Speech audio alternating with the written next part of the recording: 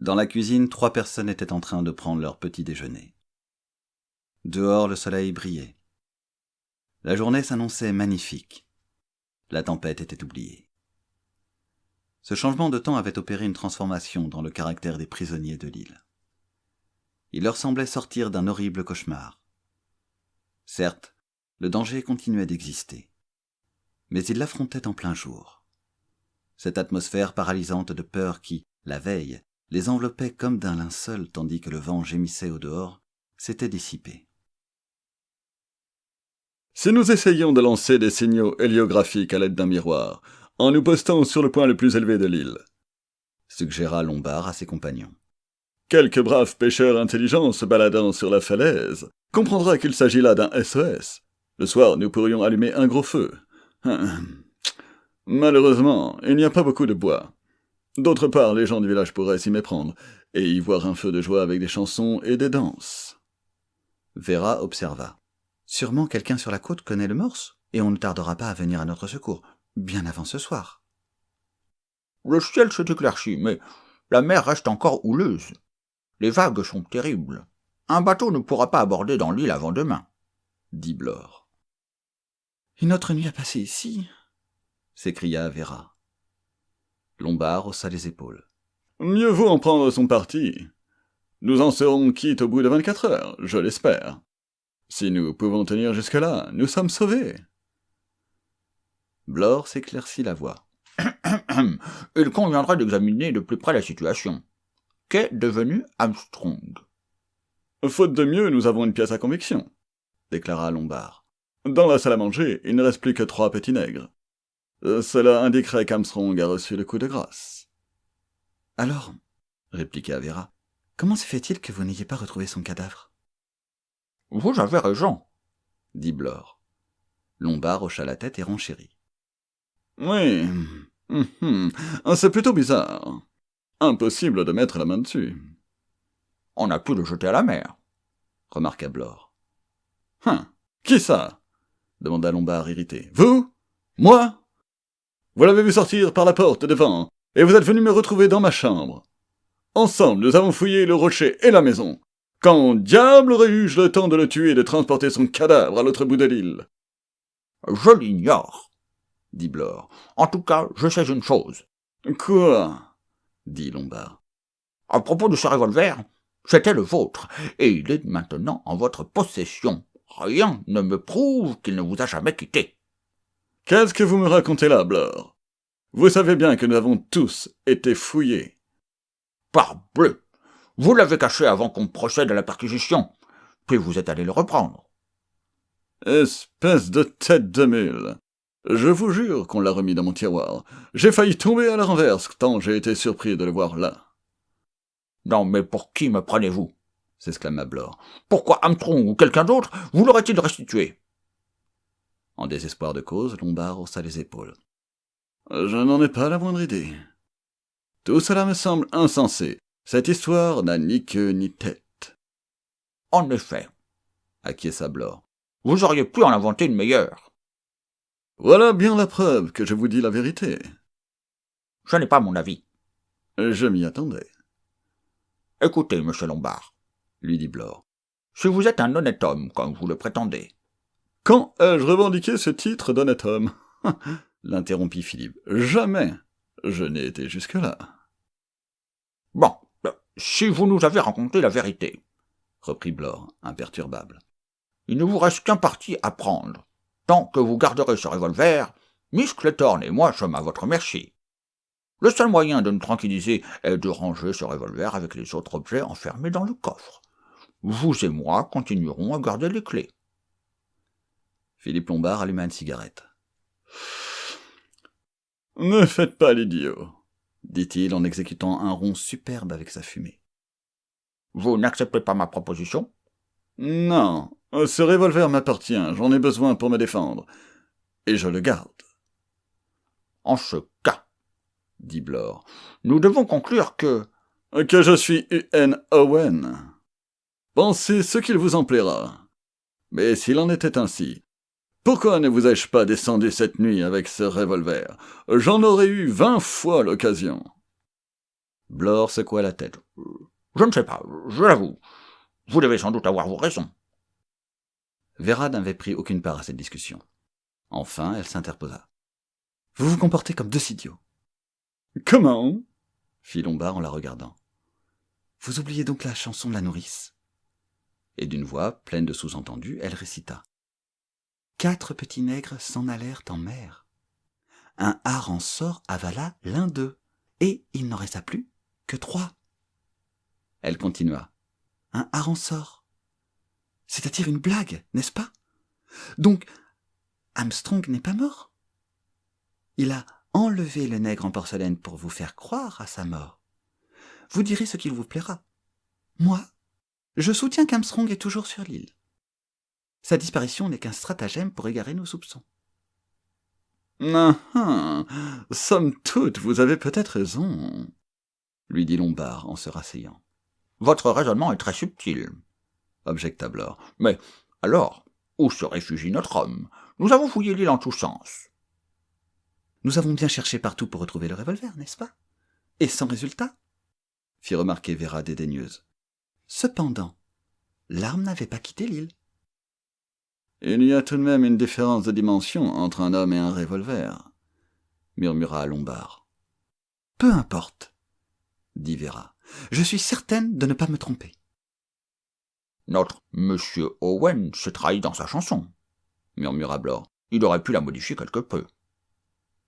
Vous ne voyez donc pas que nous avons affaire à un fou? C'est insensé de commettre des crimes en suivant les strophes d'une chanson pour bébé. Le fait d'affubler le juge d'un oripeau rouge, de tuer Rogers au moment où il coupait le bois, de droguer Mrs. Rogers pour qu'elle ne se réveille pas, d'amener un bourdon dans la pièce quand Miss Brent est morte. Ce ne sont là que de cruels jeux d'enfants. Il faut que tout concorde. En effet, approuva Blore. Il réfléchit une minute. En tout cas, il n'y a pas de zoo dans l'île. Là, il aura du fil à retordre pour arriver à ses fins. La jeune fille s'écria. Vous ne saisissez pas. Le zoo, le zoo! Mais c'est nous! Hier soir, nous n'avions plus rien d'être humain. Je vous assure. Nous formons le zoo. Ils passèrent la matinée sur la falaise, dirigeant à tour de rôle au moyen d'un miroir les rayons du soleil vers la côte. Mais personne ne semblait voir leurs signaux. En tout cas, pas de réponse. Le temps était beau et une légère brume flottait dans l'air. À leurs pieds, la mer roulait ses vagues houleuses. Aucun bateau n'apparaissait à l'horizon. Ils avaient procédé à une nouvelle fouille dans l'île. Nulle trace du médecin disparu. Vera leva les yeux et regarda la maison de l'endroit où il se tenait. On se sent mieux ici en plein air, dit-elle. Nous ne devrions plus retourner dans la maison. Votre idée est excellente, observa Lombard. Ici, nous sommes en sécurité. Si quelqu'un veut nous attaquer, nous le verrons venir. Eh bien, restons ici, conclut Vera. Il nous faudra tout de même rentrer pour passer la nuit, suggéra Blore. Vera frémit. Cette idée m'effraie, dit-elle. Je ne pourrais pas supporter une autre nuit comme celle que nous venons de vivre. Philippe la réconforta. Vous n'avez cependant rien à craindre, une fois enfermé dans votre chambre. Peut-être, murmura Vera, pas très rassurée. Elle étendit la main et ajouta. Ah, il est si doux de revoir le soleil. Que c'est étrange, pensait-elle. Je suis presque heureuse. Pourtant, mes jours sont en danger. Quoi qu'il en soit, rien ne trouble ma quiétude tant qu'il fait jour. Je me sens très forte et invulnérable à la mort. Blore consulta sa montre bracelet. 2 heures, annonça-t-il. Et le déjeuner? Je vous le répète, je ne rentre pas dans la maison. Je veux rester ici, en plein air. Voyons, Miss Clayton, soyez un peu raisonnable. Il nous faut tout de même nous sustenter. La seule vue d'une boîte de langue en conserve me donnerait la nausée. Je ne désire aucune nourriture. Certaines personnes astreintes à un régime demeurent parfois plusieurs jours sans manger. Quant à moi, rétorqua Blore, je ne pourrais me passer de mes 3 repas quotidiens. Et vous, monsieur Lombard? Vous savez, je ne raffole guère de langue en conserve. Je tiendrai compagnie à Miss Clayton. Blore hésitait. « Oh, ne vous tracassez pas à mon sujet, lui dit Vera. Je ne pense pas qu'il va me tuer dès que vous aurez le dos tourné. Si c'est cela que vous redoutez, partez tranquille. » Puisque telle est votre opinion, tant pis. N'empêche que nous étions convenus de ne pas nous séparer, dit Blore. Vous tenez absolument à descendre dans la fosse au lion? Je vous accompagne, si vous voulez. Non, je n'ai pas besoin de vous. Restez ici, répondit Blore. Philippe éclata de rire. Ainsi je vous fiche toujours la frousse. Mais si j'en avais réellement l'envie, je vous ferais sauter la cervelle à tous deux en cet instant. Oui, mais ce serait contraire au programme, rétorqua Blore. Nous devons disparaître un par un, et d'une certaine façon. Vous semblez en savoir long là-dessus, remarqua Philippe. Au fond, je ne suis pas très crâne à la pensée de me retrouver seul dans cette maison. Et, acheva Philippe ironique, vous voudrez bien, n'est-ce pas, que je vous prête mon revolver? Eh bien non, je ne vous le prêterai pas. Ce serait trop facile. Blore haussa les épaules et descendit la pente rapide conduisant à la maison. C'est le repas des fauves au zoo, observa malicieusement Lombard. Les animaux aiment manger à heure fixe. Est-ce que Blore court un grand risque en allant là-bas tout seul? Demanda Vera inquiète. Non, pas dans le sens que vous imaginez. Armstrong n'est pas armé et, physiquement, Blore est 2 fois plus fort que lui. En outre, il se tient sur ses gardes. À mon avis, Armstrong n'est pas dans la maison. Je sais qu'il n'y est pas. Alors, si Armstrong n'est pas... C'est Blore, sans aucun doute, répondit Philippe. Vraiment? Vous croyez cela? Écoutez, cher ami, vous avez entendu la version de Blore. Si vous la tenez pour vraie, je suis absolument innocent de la disparition d'Armstrong. Ses dires me disculpent, mais pas lui. Il raconte avoir entendu des pas dans la nuit et avoir vu un homme s'enfuir par la porte de devant. Mais tout cela n'est peut-être qu'un mensonge. Il a pu se débarrasser d'Armstrong 2 heures auparavant. De quelle façon? Lombard haussa les épaules. Nous l'ignorons, mais si vous voulez m'en croire, nous n'avons qu'un seul être à redouter, Blore. Que savons-nous sur son compte? Moins que rien. Probablement n'a-t-il jamais appartenu à la police. Il est peut-être tout ce qu'on voudra, un millionnaire détraqué, un homme d'affaires dément, un pensionnaire échappé d'un asile d'aliénés. Un fait reste certain. Il a pu commettre toute cette série de crimes. Vera était devenue blême. Et si maintenant il s'attaquait à nous? Murmura-t-elle dans un souffle. Lombard répondit doucement, caressant dans sa poche la crosse de son revolver. J'ouvre l'œil, soyez tranquille. Puis il regarda la jeune fille d'un air curieux. Vous placez en moi une confiance absolue, Vera, et j'en suis fort touché. Pourquoi êtes-vous si sûr que je ne vous tuerai pas? Il faut bien se fier à quelqu'un, répondit Vera. Je crois que vous faites fausse route en accusant Blore. Moi, je me méfierais plutôt d'Armstrong. Soudain, elle se retourna vers son compagnon. N'avez-vous pas cette sensation d'être continuellement épié par quelqu'un? C'est une simple question de nervosité. Vous avez donc éprouvé également cette sensation? Insista Vera. Toute frissonnante, elle se pencha davantage vers le jeune homme. Dites-moi, ne pensez-vous pas... Elle s'interrompit, puis au bout d'un instant... Autrefois, j'ai lu un livre où l'on parlait de 2 juges envoyés par le tribunal suprême dans une petite ville d'Amérique pour appliquer la justice. La justice absolue. Ces magistrats venaient d'un monde surnaturel. Lombard leva les sourcils et ricana. Ils descendaient du ciel, sans doute? Non, je ne crois pas au surnaturel. Cette affaire-ci est bien humaine. Parfois j'en doute, dit Vera. Lombard la regarda longuement et déclara. C'est le remords qui vous poursuit. Après un bref silence, il lui demanda. Vous avez laissé cette enfance noyée, n'est-ce pas? Non, répondit Vera avec indignation. Non, je vous interdis d'insinuer une chose pareille. Il se mit à rire. Oh, que si, chère petite. J'en ignore la raison. Mais je devine un homme là-dessous.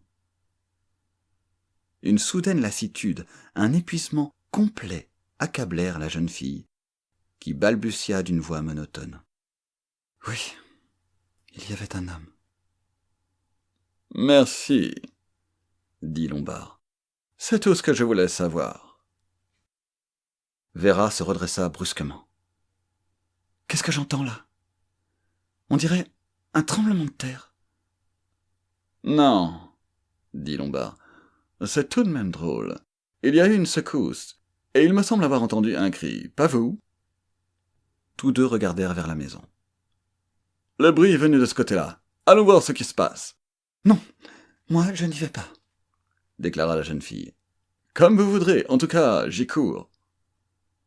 À contre-cœur, Vera se résigna. Bien, je vous suis. Tous deux regagnèrent la maison. Sous le soleil, la terrasse paraissait calme et paisible. Ils hésitèrent un instant avant de pénétrer par la porte de devant et, d'un pas prudent, firent le tour de la maison. Ils découvrirent Blore, étendu, les bras en croix sur la terrasse de pierre orientée à l'est, la tête écrasée sous un énorme bloc de marbre blanc. Philippe leva les yeux et demanda « Qui occupait la chambre au-dessus » Vera répondit d'une voix basse et tremblante. « Moi, et je reconnais la grosse pendule de marbre qui ornait la cheminée. Elle affectait la forme d'un ours. » Elle répéta bouleversée. « Elle avait la forme d'un ours. » Philippe la saisit par l'épaule et proféra d'une voix sombre. « Nous voilà fixés. Armstrong se cache quelque part dans la maison. Cette fois, je ne le rate pas. » Mais Vera le retint. « Prenez garde. À présent, c'est notre tour. Il désire que nous allions à sa recherche. Il y compte. » Philippe se ravisa et dit pensivement. « Vous avez peut-être raison. »« En tout cas, avouez cette fois que je ne me suis pas trompé, » s'écria la jeune fille. « En effet, vous avez vu juste. C'est bien Armstrong le coupable. Mais où diable se cache-t-il ? Blore et moi avons fouillé l'île et la maison en tous sens. » « Si vous ne l'avez pas trouvé cette nuit, il y a peu de chances que vous le retrouviez maintenant, » dit Vera. « Oui, mais... » Il a dû s'assurer une cachette secrète bien avant notre arrivée sur cette île. Vous savez, comme ces niches dans les vieux manoirs où se dissimulaient les prêtres persécutés. Cette maison n'a pourtant rien d'une demeure antique. Je vous disais qu'il a pu le faire aménager spécialement pour lui. Philippe Lombard secoua la tête. Non, impossible. Nous avons vérifié les dimensions de toutes les pièces, le lendemain de notre arrivée, afin d'établir l'épaisseur des murs, et je vous jure qu'il n'y a pas d'espace vide. Vous avez dû faire une erreur, observa Vera. Oh, je voudrais m'en assurer. Vous voudriez vous en assurer. Voilà précisément ce qu'il espère. Il se tient là, en embuscade. Il vous attend. Tirant à demi le revolver de sa poche, Lombard s'écria. « N'oubliez pas que je suis armé. » Vous disiez également que Blore n'avait rien à redouter, qu'il pouvait se mesurer avec Armstrong. Physiquement, il était plus fort que l'autre, et lui aussi se méfiait. Mais ce dont vous ne tenez pas compte, c'est qu'Armstrong est fou, et un fou a toujours l'avantage de son côté. Il déploie 2 fois plus de ruse qu'un être normal. Lombard remit le revolver dans sa poche. Entendu. Restons ici, concéda-t-il. Qu'allons-nous devenir une fois la nuit tombée ? Demanda Lombard à sa compagne. Vera ne répondit point. Vous n'avez pas songé à cela ? Désemparée, elle répéta machinalement. Qu'allons-nous devenir ? Oh, mon Dieu, j'ai peur. Le temps est beau, remarqua Philippe. Nous aurons le clair de lune. Cherchons un endroit en haut de la falaise. Là, nous nous assiérons et nous attendrons le matin. Surtout, ne nous endormons pas. Nous monterons la garde toute la nuit. Et si quelqu'un monte vers nous, je le tuerai. Après une légère pause, il dit Vous aurez peut-être froid dans cette robe légère. Froid? J'aurais bien plus froid si j'étais morte, dit-elle avec un rire forcé. C'est ma foi vrai. Vera se leva et fit quelques pas, agitée. Je vais devenir folle si je reste ici, immobile. Marchons un peu. Si vous voulez, acquiesça Lombard. Lentement, ils déambulèrent le long de la falaise, surplombant la mer. Le soleil descendait vers l'ouest. Sa lumière prenait des tons plus tendres et les enveloppait d'une lueur dorée. Avec un petit rire nerveux, Vera dit à Lombard. Dommage que nous ne puissions nous baigner. Philippe, plongeant son regard vers la mer, s'écria soudain. Qu'y a-t-il là-bas? Voyez, auprès de ce gros rocher, là. Non, un peu plus à droite. Vera regarda fixement l'endroit indiqué. On dirait un paquet de vêtements? Non, c'est un baigneur, alors? S'esclaffa Lombard. Bizarre. Je crois plutôt que c'est un tas de goémons. Allons nous en rendre compte, proposa Vera. Ce sont des vêtements, annonça Lombard, comme il s'approchait. Voilà un soulier. Venez par ici. S'aidant des pieds et des mains, ils avancèrent sur les rochers. Vera s'arrêta brusquement et dit. Ce ne sont pas des vêtements? C'est un homme? Le cadavre était coincé entre deux rochers, où la marée l'avait projeté quelques heures auparavant. Dans un dernier effort, Lombard et Vera arrivèrent près du noyer. Ils se penchèrent sur le visage décoloré et livide, aux traits tuméfiés. « Mon Dieu !» s'exclama Lombard. « C'est Armstrong !»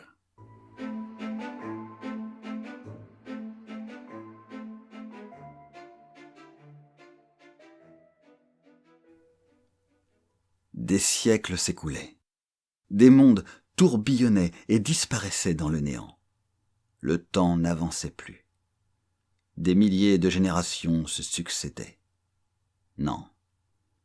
1 minute seulement venait de se passer. 2 êtres humains se tenaient debout près d'un cadavre et ne le quittaient pas des yeux. Lentement, très lentement, Vera Claythorne et Philippe Lombard levèrent la tête et leurs regards se croisèrent. Lombard éclata de rire. Eh bien, qu'en dites-vous, Vera? Il n'y a personne sur l'île. Personne d'autre que nous deux, répondit-elle d'une voix si basse qu'on eût dit un murmure. Précisément. À présent, nous savons à quoi nous en tenir, n'est-ce pas? Comment l'ours blanc en marbre a-t-il pu être précipité de la fenêtre au moment voulu? Lombard haussa les épaules. Sans doute s'agit-il d'un tour de sorcellerie. Avouez qu'il est réussi. De nouveau, leurs yeux se rencontrèrent. Comment se fait-il que jusqu'ici, je n'ai jamais bien remarqué son visage, songea Vera. On dirait une face de loup, avec ses dents longues et pointues. Lombard proféra d'une voix semblable à un grognement chargé de menaces. Voici la fin. Nous nous trouvons maintenant en face de la vérité. Et c'est la fin. Comprenez-vous? Oui, je comprends, répondit Vera très calme. Son regard se promena sur l'océan. Le général MacArthur lui aussi avait longuement contemplé la mer. Quand cela? Seulement hier. N'était-ce pas plutôt avant-hier? Lui aussi avait prononcé cette phrase. C'est la fin. Il l'avait proférée avec résignation, presque avec joie. Mais Vera se révoltait à ce souvenir. Non, non, ce ne serait pas la fin. Baissant les yeux vers le cadavre, elle murmura. « Pauvre docteur Armstrong !» Lombard ricana. Qu'est-ce encore? De la pitié? Pourquoi pas? Répliqua Vera. Vous n'éprouvez aucune pitié, vous? En tout cas, je n'en ai pas pour vous. N'y comptez pas. La jeune femme se pencha de nouveau sur le cadavre. Il faut l'enlever de là, dit-elle, et le transporter dans la maison. en compagnie des autres victimes. Ainsi tout sera bien en ordre, dit Lombard ironique. En ce qui me concerne, je n'y touche pas. Il peut rester où il est. Le moins que nous puissions faire, dit Véra, c'est de le monter un peu plus haut sur les rochers, hors de portée des vagues à la marée haute. Lombard se reprit à rire. Allez, soit. Il se pencha et tira le corps à lui. Véra, pour l'aider, s'appuya contre son compagnon. Elle se démenait de toutes ses forces. Lombard pantelait. Vous parlez d'un boulot. Ils réussirent enfin à traîner le corps au-dessus du niveau atteint par les vagues à l'étal de la marée montante. Lombard se redressa. Vous voilà satisfaite à présent? Oui, parfaitement. Le ton de sa voix intrigua Lombard. Il se retourna brusquement. Au moment où il allait porter la main à sa poche, il sut qu'elle était vide. S'étant reculé de 2 pas, Véra lui faisait face, revolver en main. Ainsi voilà qui explique votre sollicitude féminine, lui dit Lombard narquois. Vous vouliez me voler mon arme. Elle acquiesça d'un signe de tête et tenait le revolver d'une main ferme. À présent, la mort régnait autour de Philippe Lombard. Jamais il ne s'en était senti si proche. Néanmoins, il ne s'avouait pas encore vaincu. À son tour, Véra éclata de rire.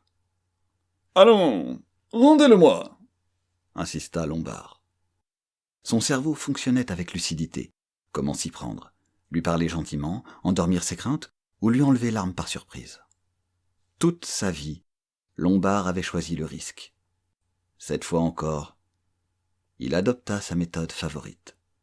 D'une voix lente, décidé à user d'arguments convaincants, il dit « Écoutez, cher ami, écoutez-moi bien. » À cet instant, il s'élança sur elle, aussi rapide que la panthère. D'instinct, Véra pressa la détente. Le corps du jeune homme, frappé en plein bond, retomba lourdement sur le rocher. Véra s'approcha, le revolver en main et prête à tirer une seconde fois. Mais cette précaution fut inutile. Philippe Lombard était mort, d'une balle en plein cœur. Véra éprouva un délicieux soulagement. Enfin, son cauchemar se dissipait. Elle n'avait plus rien à redouter, et ses nerfs pouvaient se détendre librement. Elle restait seule sur l'île, seule avec 9 cadavres. Qu'importait? N'était-elle pas vivante? Assise sur le rocher, elle goûtait un bonheur ineffable, une sérénité parfaite. Plus rien à craindre. Le soleil se couchait lorsque Véra se décida enfin à rentrer dans la maison. La réaction l'avait jusque-là immobilisée. Toute sa pensée s'était concentrée sur cette sensation réconfortante de sécurité. À présent, elle éprouvait le besoin de manger et de dormir. Elle désirait surtout se jeter sur un lit et se plonger dans un profond sommeil pendant des heures et des heures. Demain, peut-être, on viendrait à son secours. Mais elle ne s'en inquiétait pas outre mesure. Elle voulait bien rester dans l'île maintenant qu'elle était seule. Oh, comme elle savourait la paix tant désirée. Elle se leva et tourna les yeux vers la maison. Ne plus avoir peur de rien. Cette maison moderne, élégante, ne lui inspirait plus aucune terreur. Pourtant, quelques heures auparavant, elle ne pouvait la regarder sans frémir. La peur. Quelle étrange chose que la peur. Maintenant, elle avait surmonté ses craintes. Elle en avait triomphé. Grâce à sa présence d'esprit et à son sang-froid, elle avait renversé les rôles et anéanti celui qui menaçait de prendre sa vie. Véra se dirigea vers la maison. À l'Occident, le ciel se striait de bandes rouges et orangées. Tout dans la nature respirait la beauté et la paix. Peut-être n'était-ce qu'un mauvais rêve, songea Véra.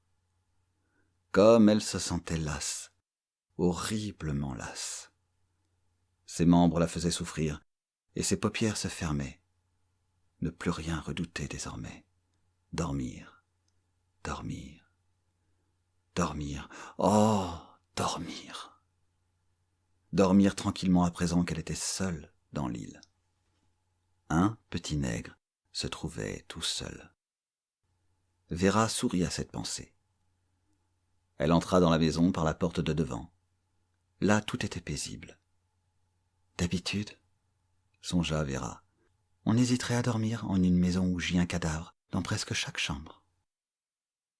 Irait-elle d'abord à la cuisine se préparer quelque chose à manger? Elle hésita un instant, puis y renonça. Vraiment, elle succombait à la fatigue. En passant devant la porte de la salle à manger, elle remarqua que 3 petits nègres en porcelaine demeuraient encore au centre de la table. Véra éclata de rire en disant tout haut. « Il me semble que vous êtes en retard, mes petits amis. » Elle en prit 2 dans sa main et les lança par la fenêtre. Ils se brisèrent sur la terrasse. Ramassant la 3e statuette, elle lui parla. « Viens avec moi, petit. Nous avons gagné la partie. Ah, nous l'avons bien gagnée. » Le vestibule n'était plus éclairé que par la faible lumière du crépuscule. Véra, serrant dans sa main le petit nègre, monta lentement l'escalier. La fatigue alourdissait ses pas. Un petit nègre se trouva tout seul.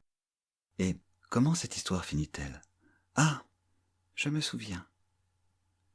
Il se maria et il n'en resta aucun. Se marier, comme c'était bizarre. De nouveau, elle eut l'impression que Hugo se trouvait dans la maison.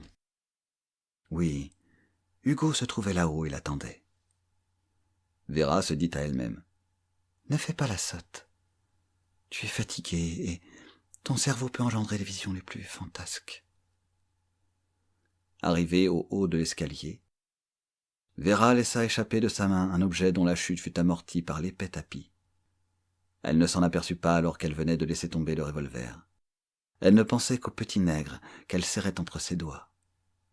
Comme la maison était calme, et pourtant, elle ne semblait pas vide. Hugo l'attendait dans sa chambre. Un petit nègre se trouva tout seul. Que disait donc la dernière ligne de la chanson de la nourrice? On y parlait de mariage. Non, ce n'est pas cela. Elle se tenait à présent devant la porte de sa propre chambre. À l'intérieur, Hugo l'attendait, elle en était sûre. Elle ouvrit la porte et poussa un cri de surprise. Qu'est-ce qui pendait là au crochet? Une corde, avec un nœud coulant, tout près. Une chaise pour monter dessus. Une chaise qu'on renverserait ensuite d'un coup de pied. Voilà ce que voulait Hugo. Et, bien sûr, c'est ce que disait la dernière phrase de la chanson, des 10 petits nègres. Il alla se pendre, et il n'en resta plus aucun. Le petit nègre en porcelaine s'échappa de sa main. Véra n'y prêta aucune attention. Il roula et alla se briser contre le garde-feu. Véra avançait comme un automate. Tout allait prendre fin à cet endroit où une main humide et glacée, la main de Cyril naturellement, lui avait frôlé la gorge. « Vous pouvez nager jusqu'au rocher, Cyril. » Voilà ce qu'était un crime. Pas plus difficile que cela. Mais ensuite le remords vous torturait. Elle monta sur la chaise, les yeux fixes et grands ouverts, comme ceux d'un somnambule. Elle se passa le nœud coulant autour du cou. Hugo était là, qui veillait à ce qu'elle fît ce qu'il attendait d'elle. D'un coup de pied, elle renversa la chaise.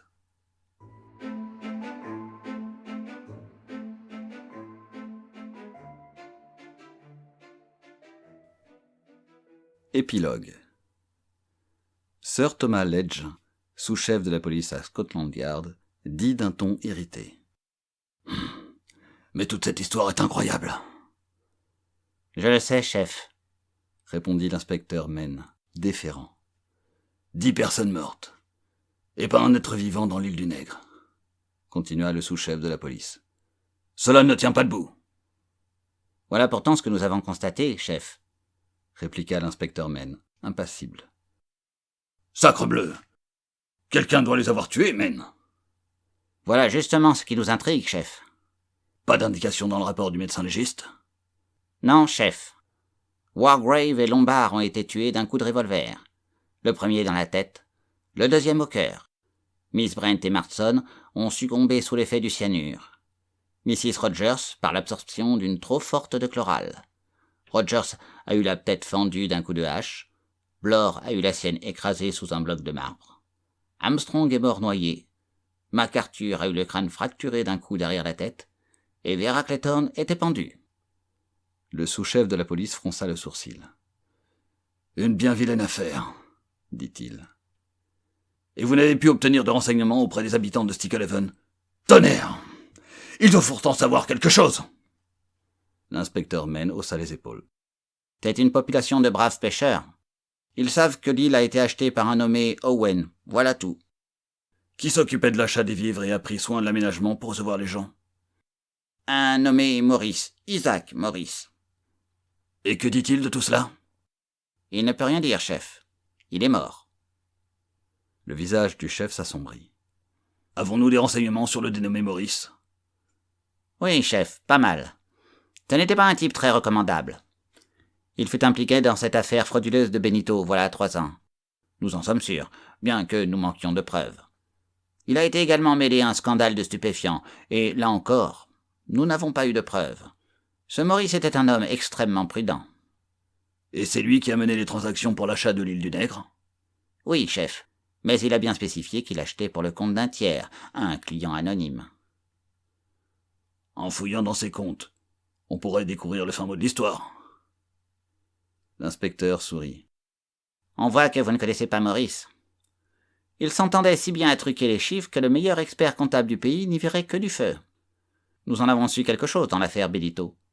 Soyez tranquille, il a encore dû embrouiller les cartes pour nous faire perdre la piste. Le sous-chef de la police soupira et Maine poursuivit. Maurice veilla à tous les détails et s'arrangea avec les fournisseurs de Sticklehaven en se présentant comme le mandataire de M. Owen. C'est lui qui a expliqué aux gens du village qu'on se livrait à une expérience. Des amis avaient parié de vivre 8 jours dans une île déserte. Il avait alors recommandé aux villageois de ne tenir aucun compte des appels qui pouvaient provenir de l'île du Nègre. Mal à l'aise, le sous-chef de police s'agita dans son fauteuil. Vous voudriez me faire croire que ces gens-là n'ont pas flairé quelque chose de normal après cela? Vous oubliez, chef, répondit Maine, que l'île du Nègre appartenait auparavant au jeune Elmer Robson, le millionnaire américain. Il y donnait des réceptions à tout casser. Au début, les habitants ouvraient de grands yeux étonnés, mais ils finirent par s'habituer et accepter l'idée qu'il ne pouvait se passer dans l'île que des choses excentriques. À la réflexion, cette attitude des villageois est des plus naturelles, chef.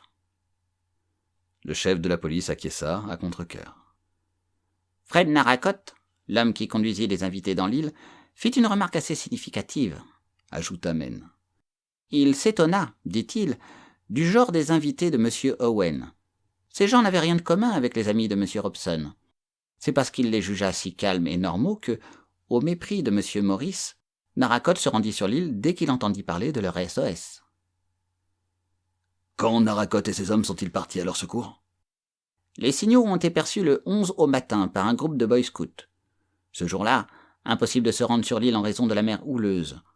On ne put aborder en bateau que l'après-midi du 12. Tous affirment que personne ne peut avoir quitté l'île avant leur arrivée. Après la tempête, l'océan resta démonté. Êtes-vous bien sûr que personne n'a rejoint la côte à la nage? Il y a une distance d'au moins 1500 mètres de l'île à la côte, et les vagues venaient se briser avec fracas contre la falaise. De plus, tout un rassemblement de boy scouts et de pêcheurs se tenait debout, sur les rochers, regardant l'île et observant les alentours. Le sous-chef de la police soupira. « À propos, demanda-t-il, et ce disque de gramophone trouvé dans la maison, ne vous a-t-il rien appris d'utile pour votre enquête? » Je m'en suis inquiété, répondit l'inspecteur Maine. Il a été fourni par un établissement spécialisé dans les accessoires de théâtre et de cinéma. Il a été expédié à U.N. Owen, au bon soin de M. Isaac Maurice, en vue d'une pièce théâtrale que des amateurs devaient jouer pour la première fois. Le manuscrit dactylographié fut remis avec le disque. Et que racontait ce disque? S'enquit Ledge. J'y arrive, dit gravement l'inspecteur Men. Il s'éclaircit la voix. D'après les révélations émises par le gramophone, j'ai mené une enquête des plus serrées sur les intéressés. À commencer par les époux Rogers, premiers débarqués sur l'île du Nègre. Ils avaient été au service d'une certaine Miss Brady, qui mourut subitement. Je n'ai pu tirer d'indications précises de la part du médecin qui soignait cette femme. D'après ses dires, il ne l'aurait pas empoisonnée, mais il incline à croire que la vieille demoiselle est morte à la suite d'une négligence de ses domestiques. Il a même ajouté que c'était là une chose impossible à prouver. Ensuite, nous arrivons au juge Wargrave. Rien à lui reprocher. C'est lui qui a condamné à mort Seton. Celui-ci était vraiment coupable. On en a eu la preuve formelle longtemps après l'exécution. Cependant, lors du procès, la majorité du public croyait cet homme innocent et accusait le juge d'assouvir une vengeance personnelle. La jeune Claythorne, selon mes recherches, était gouvernante dans une famille où le petit garçon s'est noyé. Toutefois, rien n'indique qu'elle soit responsable de cette mort. Le fait est qu'elle essaya de porter secours à l'enfant. Elle se jeta à l'eau pour la rattraper, mais fut emportée par le courant vers la mer et ramenée juste à temps sur la plage. « Continuez », pressa le chef de la police. Men respira longuement. À présent, je vais vous parler du docteur Armstrong, un médecin très en vogue, d'une intégrité indiscutable et très compétent au point de vue professionnel. Impossible de lui reprocher la moindre faute, telle qu'opération illégale ou autre. Cependant, alors qu'il était attaché à l'hôpital de Lakemoor en 1925, une femme nommée Glees fut opérée par lui de la péritonite et mourut sur le billard. Peut-être ce médecin n'avait-il encore que peu d'expérience, et on ne saurait qualifier de crime une maladresse. Ensuite vient Miss Emily Brent. Béatrice Taylor était à son service chez elle. La voyant enceinte, sa maîtresse la chassa, et la pauvre fille se noya de désespoir. L'acte de Miss Brent n'était guère charitable, mais encore ici, il n'y a pas eu crime. « Voilà le trait essentiel, commun à toutes les victimes, » observa le chef de la police. UN s'occupait des criminels dont les fautes échappaient à la loi ordinaire. Imperturbable, Men reprit la liste des victimes. Le jeune Marston était un chauffard de la pire espèce. Par 2 fois, il a fallu lui suspendre son permis de conduire. On aurait dû le lui supprimer définitivement. 2 enfants, John et Lucy Combe, ont été écrasés par lui non loin de Cambridge. Des amis de Marston témoignèrent en sa faveur, et il s'en tira avec une amende. Quant au général MacArthur, rien de bien défini à lui reprocher. Brillant état de service, conduite courageuse pendant la Grande Guerre, et tout le reste à l'avenant. Arthur Richmond servait en France sous ses ordres et fut tué au cours d'une attaque. Aucune friction entre lui et le général, ils étaient même de bons amis. Des bévues regrettables ont été commises à cette époque. Des officiers et des hommes ont été sacrifiés inutilement. Il s'agit sans doute d'une erreur de ce genre. « Possible, » dit le chef. Maintenant, au tour de Philippe Lombard. Cet homme a été mêlé à pas mal de scandales à l'étranger. 1 ou 2 fois, il a frôlé la prison. Il avait la réputation d'un risque-tout dénué de scrupules. Un gaillard qui n'eût pas reculé devant plusieurs crimes à condition de se tenir à l'abri des lois. Nous en arrivons à Blore. Men hésita. Celui-ci appartient à notre corporation. Le chef de la police s'agita dans son fauteuil. Blore, dit-il, était une fripouille. Vous croyez, chef ? Je l'ai toujours jugé ainsi. Mais il était roublard et savait se tirer d'affaire. J'ai la conviction intime qu'il s'est rendu coupable de parjure dans l'affaire de Landor. Sa conduite m'a beaucoup déçu, mais je ne pus découvrir de preuves contre lui. J'ai chargé Harris d'une enquête. Il n'a rien trouvé non plus. Je n'en conserve pas moins mon opinion sur Blore. Cet homme était malhonnête. Après une pause, Sir Thomas Legge reprit. Alors, vous dites qu'Isaac Morris est mort. Quand ça ? Je m'attendais à cette question, chef. Morris est mort pendant la nuit du 8 août. Il a absorbé une dose excessive de somnifères. Rien n'indique s'il y a eu accident ou suicide. Tenez-vous à connaître mon avis là-dessus, Men ? Demanda le sous-chef de la police. Je le devine un peu, chef. La mort d'Isaac me paraît survenir à un moment trop opportun. L'inspecteur Men acquiesça d'un signe de tête et dit. Moi aussi, je partage cette opinion, chef. Sir Thomas Legge donna un fort coup de poing sur la table et s'écria. Toute cette histoire est abracadabrante. Incroyable. Il est inadmissible que 10 personnes soient tuées sur un rocher dénudé, au milieu de la mer, et que nous ignorions qui a commis le crime. Dans quelles circonstances et pour quel motif ? Men toussota. Permettez-moi de vous contredire, chef, sur ce dernier point. Nous savons pourquoi cet homme a tué. C'est sûrement un détraqué imbu d'une idée fixe. La justice intégrale. Il s'est donné la peine de rechercher des criminels que la justice ordinaire ne pouvait frapper. Il en choisit 10, qu'ils soient coupables ou innocents, peu nous importe. Le sous-chef de la police s'agita nerveusement. Peu nous importe, il me semble... Il s'interrompit. L'inspecteur Men attendait respectueusement. Avec un soupir, Ledge hocha la tête. Continuez, dit-il à l'inspecteur. L'espace d'un éclair. J'ai eu une espèce d'intuition, je croyais être sur une bonne piste. Malheureusement, elle m'a échappé. Poursuivez votre rapport, Men.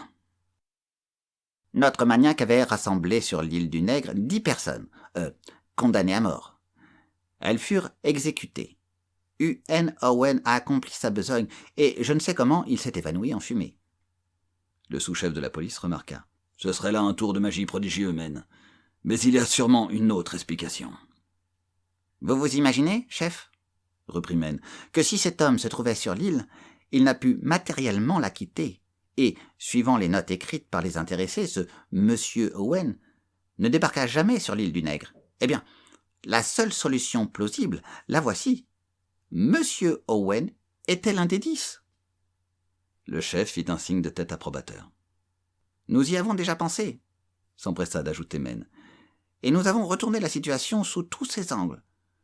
Nous ne sommes pas sans savoir, du moins en partie, ce qui s'est passé sur l'île du Nègre. Vera Clayton et Emily Brent tenaient leur journal. Le vieux juge Wargrave a griffonné quelques notes, assez brèves, d'un style juridique mais clair. Blore en a laissé également, et leur version concorde. Les décès se succèdent dans l'ordre suivant. Marston, Mrs. Rogers, MacArthur, Rogers, Miss Brent, Wargrave. Après la mort du juge, Vera Clayton inscrit dans son journal qu'Armstrong a quitté la maison au cours de la nuit et que Blore et Lombard ont couru à sa poursuite. Dans le carnet de Blore, on relève encore cette note. Armstrong a disparu. Maintenant, chef, compte tenu de tous ces détails, il semblerait qu'on pût trouver ici une solution tout à fait satisfaisante. Armstrong était noyé. Vous vous en souvenez. À supposer qu'Armstrong fût dément, qu'est-ce qui l'empêchait, après avoir tué ses 9 compagnons, de se suicider en se précipitant du haut de la falaise, ou peut-être a-t-il trouvé la mort en essayant de gagner la côte à la nage. Cette solution paraît excellente, mais elle pêchait par un certain point. D'abord, il convient de tenir compte du rapport du médecin légiste. Il débarqua sur l'île de Bonheur le matin du 13 août. Ses conclusions ne nous ont guère avancé dans notre enquête. Tout ce qu'il a pu nous apprendre, c'est que ces gens étaient morts depuis au moins 36 heures. En ce qui concerne Armstrong, il a déclaré de façon catégorique que le cadavre avait séjourné 8 ou 10 heures dans l'eau, avant d'être jeté sur les rochers. Ce qui revient à dire qu'Armstrong s'était noyé dans la nuit du 10 au 11. Et je vais vous en donner les raisons. Nous avons découvert l'endroit où le cadavre a été laissé par les flots. Il a été coincé entre 2 rochers, et nous y avons recueilli des lambeaux d'étoffe et de cheveux. La marée montante a rejeté le corps le 11, vers 11 heures du matin.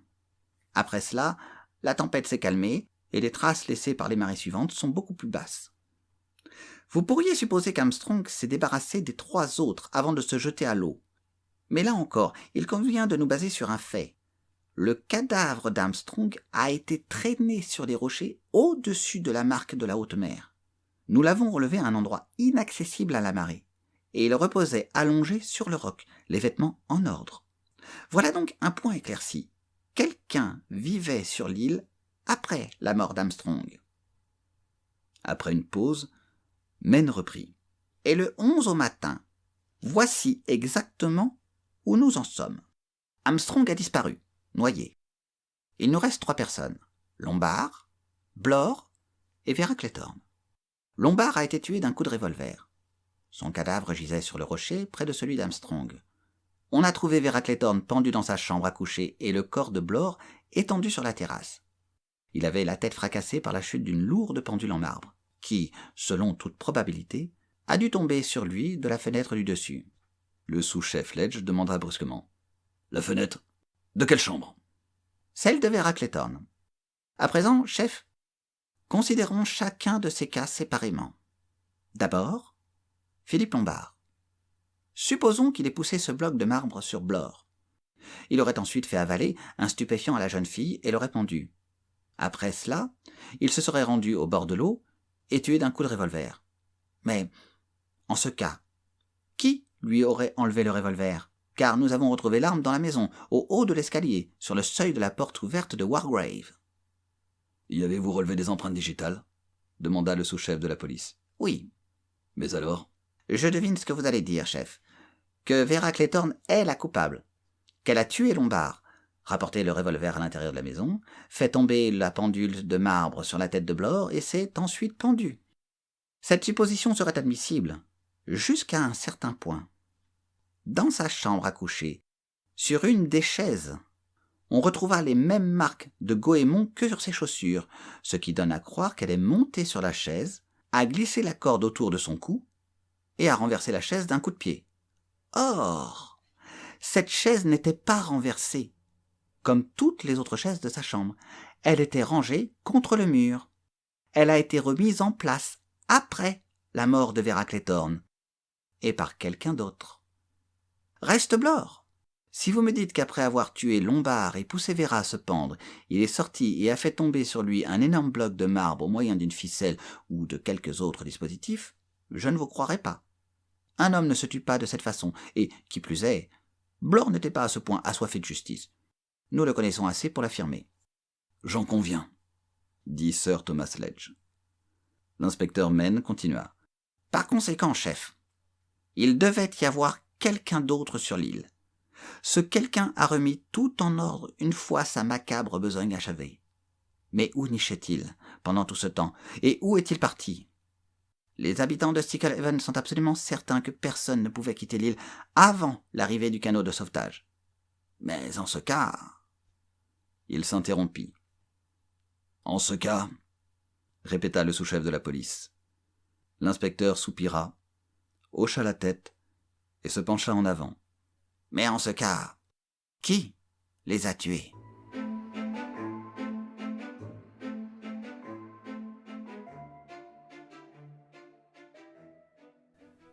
Document manuscrit trouvé dans une bouteille à la mer et envoyé à Scotland Yard par le capitaine du chalutier, l'Emma Jane. Je suis doué d'une nature très complexe et d'une vive imagination. Tout enfant, je dévorais des romans d'aventure et me passionnais pour ces récits maritimes où un document important enfermé dans une bouteille scellée était confié aux vagues de l'océan. Ce procédé conserve encore à mes yeux tout son romanesque, et voilà pourquoi je l'adopte aujourd'hui. Il y a une chance sur 100 pour que ma confession, écrite sur ces pages et mise dans une bouteille lancée à la mer, éclaircisse un jour le mystère des 10 cadavres retrouvés sur l'île du Nègre et demeurés jusque-là inexpliqués. Je me flatte peut-être. Dès ma prime jeunesse, je me complaisais à voir mourir ou à infliger moi-même la mort. Je cherchais à détruire les guêpes et toutes sortes d'insectes nuisibles dans le jardin de mes parents. Je ressentais une certaine joie sadique à tuer. D'autre part, contradiction étonnante, je suis imbu d'un sens très prononcé de la justice et me révolte à l'idée qu'un être innocent puisse souffrir ou mourir par ma faute. J'ai toujours souhaité le triomphe du droit. Une telle mentalité devait naturellement me guider dans le choix d'une profession et j'entrais dans la magistrature. Là, je donnais libre cours à mes goûts de justice et m'appliquais consciencieusement au châtiment du crime. Avançant dans ma carrière, quand je présidais le tribunal, je ne prenais, sachez-le bien, aucun plaisir à voir un innocent au banc des détenus. Je reconnais volontiers que, grâce à l'habileté et à la loyauté des policiers, la plupart des inculpés étaient coupables des crimes qu'on leur imputait. Tel fut le cas pour Edward Seton. Son attitude et ses manières impressionnèrent le jury de façon favorable. Cependant, les preuves recueillies à l'enquête ne laissaient aucun doute sur sa culpabilité. Abusant de la confiance d'une vieille femme, Seton l'avait assassinée. On m'a fait la réputation de conduire de gaieté de cœur les gens à la potence. Rien de plus faux. Je me suis constamment efforcé de respecter la stricte vérité dans l'exposé final précédant les délibérations du jury. Depuis quelques années, j'ai constaté chez moi un certain changement. faussé par le désir d'agir plutôt que de juger. Je voulais, moi-même, commettre un crime. Désir comparable peut-être à l'effort de l'artiste pour s'extérioriser. Il me fallait commettre un crime, mais un crime sensationnel, fantastique. Si bizarre que le fait puisse paraître, mon sens inné de la justice intervint dans le choix de ma victime. L'innocent ne devait pas souffrir. Une idée extraordinaire jaillit dans mon cerveau au cours d'une conversation que j'eus par hasard avec un médecin. Il me faisait observer que bien des meurtres échappent à la justice et demeurent impunis. Il citait en exemple le cas d'une vieille demoiselle qui venait de mourir. Sa cliente avait à son service un ménage de domestiques qui l'aurait laissé succomber en omettant sciemment de lui faire boire la potion prescrite par lui. Ses serviteurs, héritiers d'une somme rondelette au décès de leur patronne, échappaient ainsi à toute poursuite judiciaire. Néanmoins, le médecin demeurait convaincu de leur culpabilité. Cette confidence m'ouvrit des perspectives insoupçonnées. Je décidai soudain de commettre non plus un seul crime, mais toute une série. Une chanson de nourrice apprise dans mon enfance me revint à l'esprit. La ronde des 10 petits nègres. À peine âgé de 2 ans, je fus frappé du sort réservé à ces 10 négrillons dont le nombre diminuait inexorablement à chaque couplet. Je me mis donc à la recherche de mes victimes. Dans une maison de santé où je séjournais quelque temps pour subir une opération, une infirmière fidèle adepte d'une société de tempérance me soignait. Pour me démontrer les effets désastreux des liqueurs fortes, elle me cita le cas survenu plusieurs années auparavant dans un hôpital de Londres. Un médecin, sous l'influence de l'alcool, avait envoyé ad patrem une femme qu'il était en train d'opérer. Je lui demandai alors dans quel hôpital elle avait travaillé, et je pus ainsi me documenter sur l'homicide par imprudence qu'avait commise le docteur Armstrong.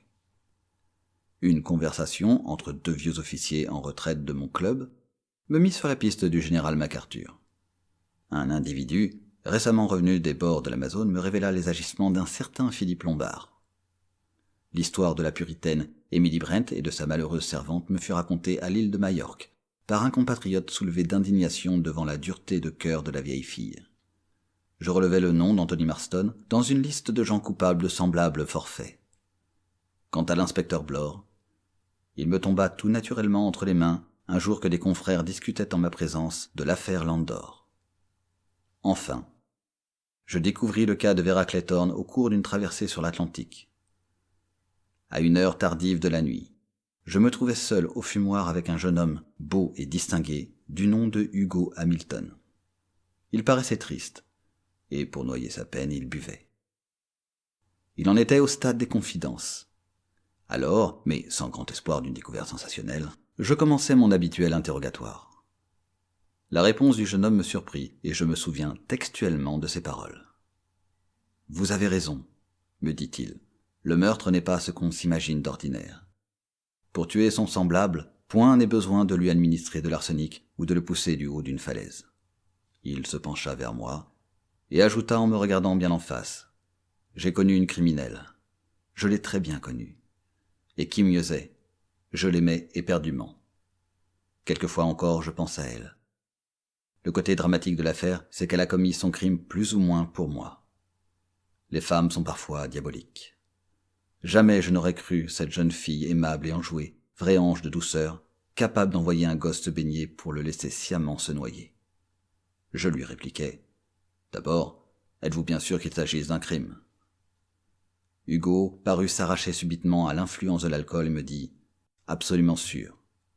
Personne autre que moi n'y a songé. Mais à l'instant même où je le regardais, je lus la vérité dans ses yeux. La coupable comprit que j'avais vu clair en son âme. Elle ne s'était pas rendue compte que j'adorais le bambin. » Hugo se tut, mais il me fut aisé par la suite de reconstituer toute la tragédie. Il me fallait une 10e victime. Je la trouvai en un nommé Maurice, personnage falot qui, entre autres commerces illicites, se livrait au trafic des stupéfiants. Je le savais coupable d'avoir initié à l'usage de la drogue la fille d'un de mes amis. La pauvre enfant se détruisit à l'âge de 21 ans. Entre-temps, un plan mûrissait dans mon esprit. Sa réalisation prit forme à la suite d'une entrevue que j'eus avec un médecin de Harley Street. Comme je l'ai déjà dit, j'ai dû subir une première opération, mais le spécialiste de Harley Street m'affirma qu'une seconde était inutile. Sur le champ, je résolus de ne point prolonger une existence maladive qui, dans l'ordre naturel des choses, devait se terminer par une mort lente et douloureuse. Sans parler de mon projet au médecin, je décidai de vivre intensément avant l'heure fatale. Par l'entremise de Maurice, et sous le couvert de l'incognito, je me rendis propriétaire de l'île du Nègre. D'après les renseignements recueillis sur mes futures victimes, je tendis à chacune d'elles l'appât approprié et, selon mes prévisions, toutes débarquèrent le 8 août sur l'île du Nègre. Je me mêlai à leur groupe en qualité d'invité. Le sort de Maurice était fixé d'avance. Comme il souffrait d'indigestion, je lui remis, avant mon départ de Londres, un cachet à prendre le soir au moment de se mettre au lit. Ce cachet, lui affirmai-je, produisait un effet remarquable sur le suc gastrique. Il l'accepta sans la moindre méfiance. Je connaissais suffisamment mon homme pour savoir qu'il ne laisserait traîner aucun document compromettant. Avec un soin méticuleux, je réglai l'ordre des morts parmi mes hôtes. Les moins coupables disparaîtraient les premiers. Ainsi leur seraient épargnées les souffrances mentales prolongées, réservées aux plus coupables.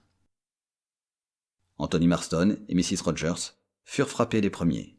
Mrs. Rogers, j'en étais certain, avait subi l'influence de son mari, principal responsable de leur crime. On peut facilement se procurer du cyanure de potassium pour la destruction des guêpes. J'emportai sur moi une petite dose que je mis dans le verre à moitié vide de Marston, tandis que tournait le disque du gramophone. Inutile d'ajouter que, durant cette occupation, j'observais les visages de mes invités. Ma longue expérience du tribunal me permit d'affirmer, sans le moindre doute possible, que tous avaient un crime sur la conscience.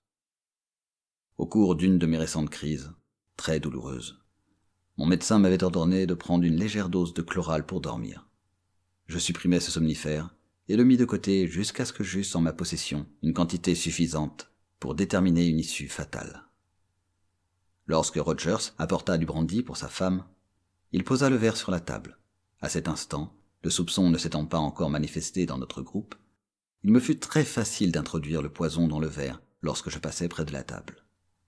Quant au général MacArthur, il mourut sans souffrance.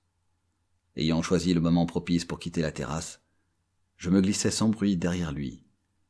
Perdu dans son rêve, il ne m'entendit pas venir. Ainsi que je l'avais prévu, on fouilla l'île de fond en comble. Chacun conclut qu'il ne s'y trouvait que nous 7, ce qui provoqua parmi les invités une atmosphère de suspicion. D'après mon plan, à ce stade de l'affaire, je devais me procurer un complice. Je choisis le Dr Armstrong pour remplir ce rôle. Tous ses soupçons se portaient sur Lombard, et je prétendis partager ses façons de voir. Je lui exposai un stratagème afin de prendre le meurtrier au piège. Armstrong ne vit pas clair dans mon jeu. Le 10 août, au matin, je tuai Rogers. Il coupait du bois pour allumer son feu, et je le frappai par derrière. Je fouillai dans sa poche et y trouvai la clé de la salle à manger qu'il avait pris soin de fermer la veille. Profitant de l'émotion suscitée par la découverte du cadavre de Rogers, je me faufilai dans la chambre de Lombard et enlevai le revolver. Je savais qu'il en possédait un. Maurice devait, suivant mes instructions, suggérer à Lombard, lors de leur entrevue, d'emporter cette arme avec lui. Au petit déjeuner, en remplissant la tasse de Miss Brent sur la desserte, j'y versai le reste de chloral. Nous quittâmes tous la salle à manger, sauf la vieille demoiselle. Un peu plus tard, j'y pénétrai sur la pointe des pieds. Emily Brent sombrait dans l'inconscience, et il me fut aisé, au moyen d'une seringue hypodermique, de lui injecter une dose de cyanure.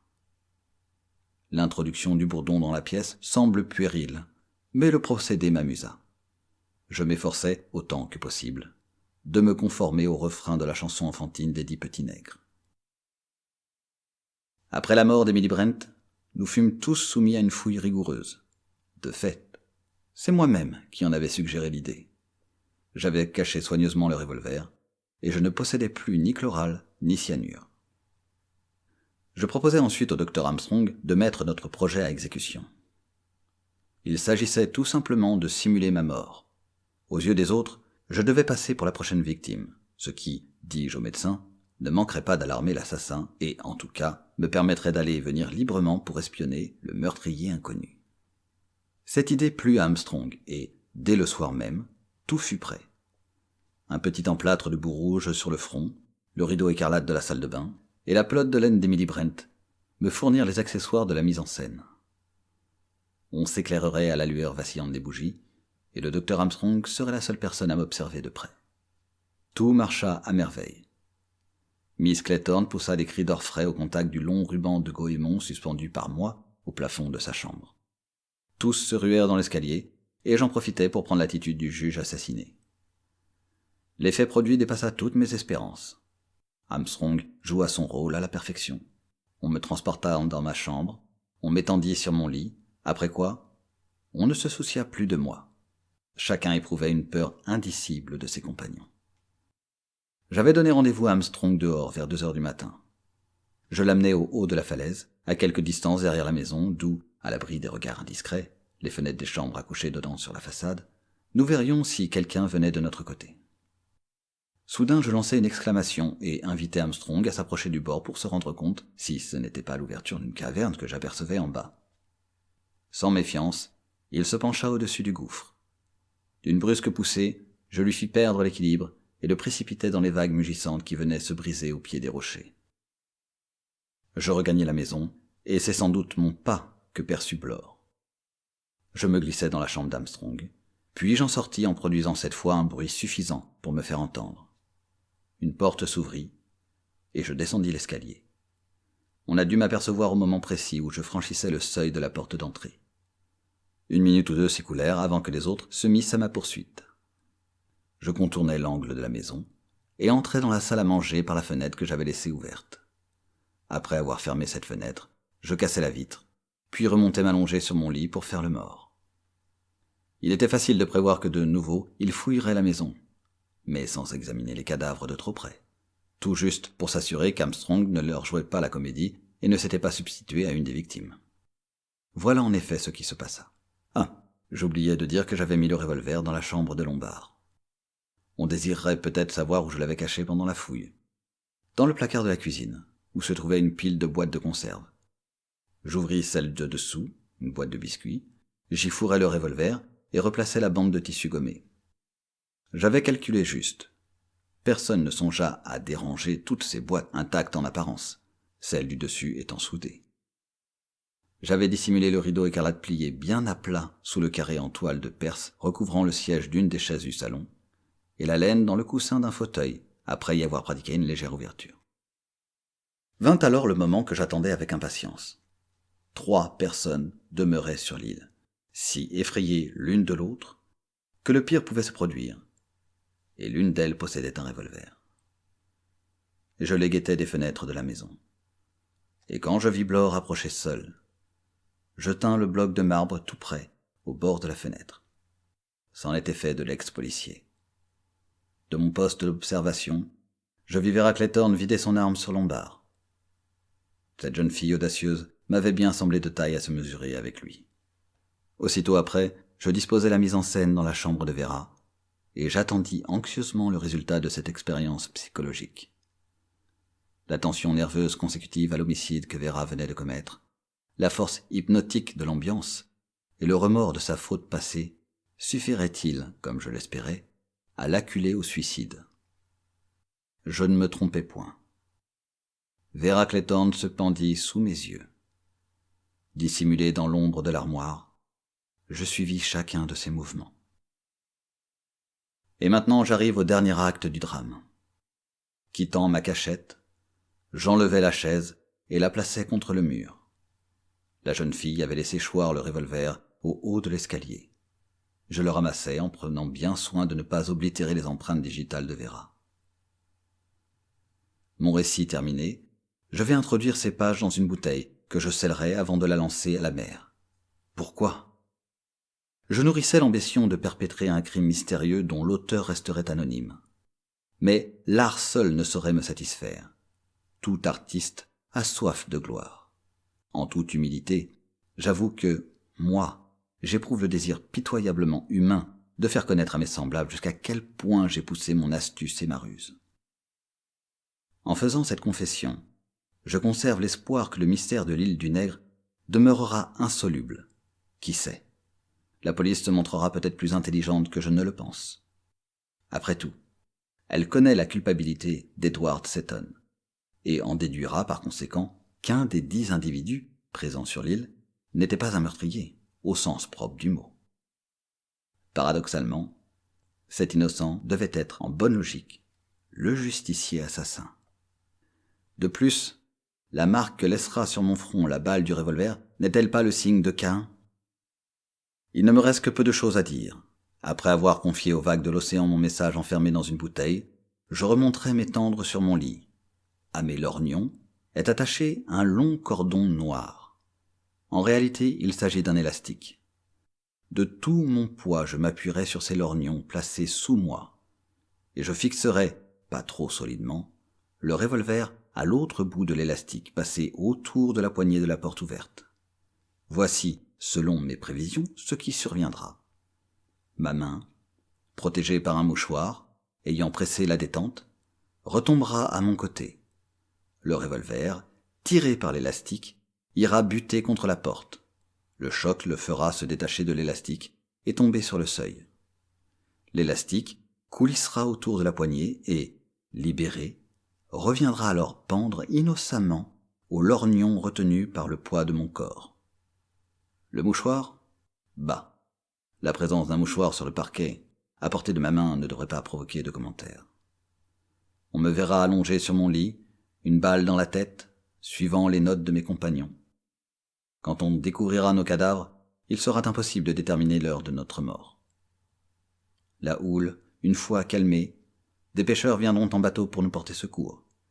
Ils trouveront sur l'île du Nègre 10 cadavres et un problème insoluble. Signé Lawrence Wargrave.